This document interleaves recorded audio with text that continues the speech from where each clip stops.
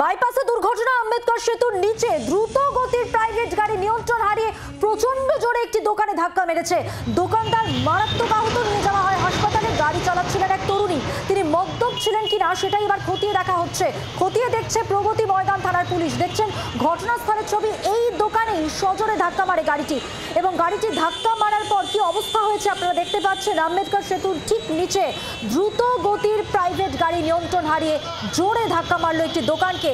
আরো বিস্তারিত জানবো, আমাদের সঙ্গে টেলিফোন লাইনে রয়েছেন আমাদের প্রতিনিধি অয়ন ঘোষাল। অয়ন, কিভাবে ঘটলো এই দুর্ঘটনা, প্রত্যক্ষদর্শীরা কি বলছেন? বর্ষার ভিজে রাস্তা, তার মধ্যে অত্যন্ত দ্রুত গতির গাড়ি একেবারে শেষ মুহূর্তে ব্রেক লাগালেও সেই ব্রেক ধরেনি বলেই প্রাথমিকভাবে মনে করছে প্রগতি ময়দান থানার পুলিশ।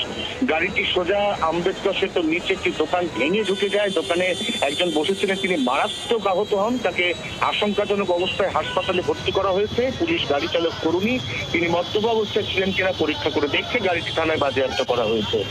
ধন্যবাদ। বাংলার আওয়াজ, বাঙালির আবেগ, জি 24 ঘন্টা।